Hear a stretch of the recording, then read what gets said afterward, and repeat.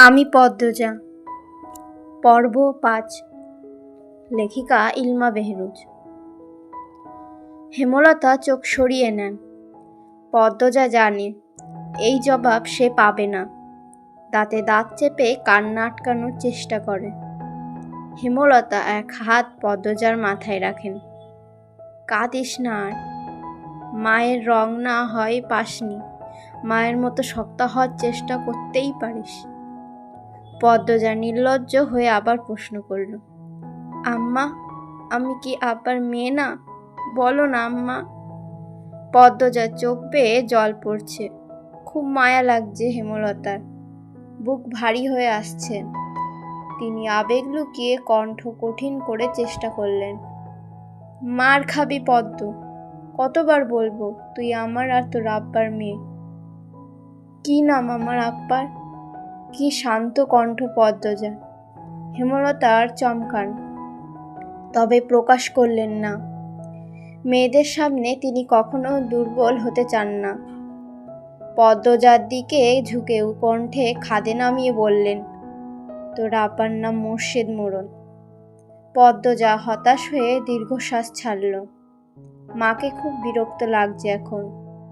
খুব কঠিন করে বলতে ইচ্ছে হচ্ছে, যাও এখান থেকে, আমার কাছে আর আসবা না, কখনো না। কিন্তু সে এমন ব্যবহার বাস্তবে কখনো পারবে না, কখনো না। রাতের বাতাসে ভেসে আসছে হাসনা হেনা ফুলের ঘ্রাণ। আকাশে থালার মতো চাঁদ, ঝিরঝিরে মোলায়েম বাতাস চারিদিকে। পদ্মজা চোখের জল শুকিয়ে গেল। হেমলতা ঝিম মেরে বসে আছেন। একসময় নিস্তব্ধতা কাটিয়ে অসহায় কণ্ঠে ভেসে আসলো, মায়েরা তাদের জীবনের গোপন গল্প সন্তানদের বলতে পারে না রে পদ্ম। পদ্মজা তাকালো। হেমলতা ছলো ছলো চোখে তাকিয়ে আছেন। পদ্মজার কান্না পেল। মানুষটাকে এত নরম রূপে মানায় না। পদ্মজা আশ্বস্ত করে বলল, আমি আর কখনো জানতে চাইব না আম্মা। শুটিং দলের একজনও বাড়িতে নেই। সবাই স্কুলে মাঠে গিয়েছে। কয়দিন ধরে নদীর ঘাটে যেতে না পেরে তৃষ্ণার্ত হয়ে উঠেছে পদ্মজা। এই সুযোগ হাতছাড়া করা যায় না। হেমলতার অনুমতি নিয়ে সে ঘাটে চলে আসলো। ঘাটের সিঁড়িতে বসল। কয়েক সেকেন্ড পর টের পেল গান বাজছে কোথাও। গানের সুর অনুসরণ করে কয়টা সিঁড়ি নেমে আসে। ঘাটের বাম পাশে বাঁধা নৌকায় একজন পুরুষ বসে আছে, হাতে রেডিও। গানের উৎস তাহলে এখানেই। পদ্মজা বিব্রত বোধ করল। উল্টো দিকে ঘুরে ব্যস্ত পায়ে লাহারি ঘরে চলে আসে। পদ্মজা এত দ্রুত ফিরাতে হেমলতা প্রশ্ন করেন, কেউ ছিল? পদ্মজা মাথা নাড়ল। হেমলতা চিন্তিত স্বরে প্রশ্ন ছুড়লেন, কিছু বলেছে? দেখতে কেমন? না আম্মা, কিছু বলেনি। আমাকে দেখেনি। মাথার চুল ঝাঁকড়া, মুখ খেয়াল করিনি।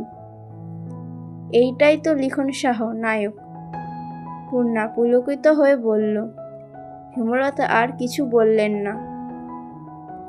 পূর্ণা সারাক্ষণ শুটিং দলটার আশেপাশে ঘুরঘুর করে।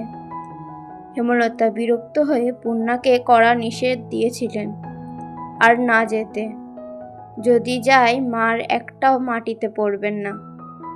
পূর্ণা ভয় পেয়েছে, কিন্তু লিখন শাহ আর চিত্রা দেবী জুটিটা এত ভালো লাগে তার যে শুটিং না দেখলে দম বন্ধ লাগে। তাই সে চুপিসারে টিনে একটা ছিদ্র করেছে। হেমলতা সেলাই মেশিন লাহারির ঘরের পিছন বারান্দায় রেখেছেন। সারাক্ষণ সেখানেই থাকেন। সে সময় পূর্ণা ছিদ্র দিয়ে উঁকি দেয়, শুটিং দেখে। পূর্ণাকে সবসময় দেখতে দেখে পদ্মজার আগ্রহ জাগলো। সে উঁকি দিল। ঝাঁকড়া চুলের মানুষটা একজন অতি সুন্দরী মেয়েকে কোলে তুলে নিয়েছে। দৃষ্টি মোহময়, প্রেমময় গানের সুরধ্বনি বাড়ি জুড়ে।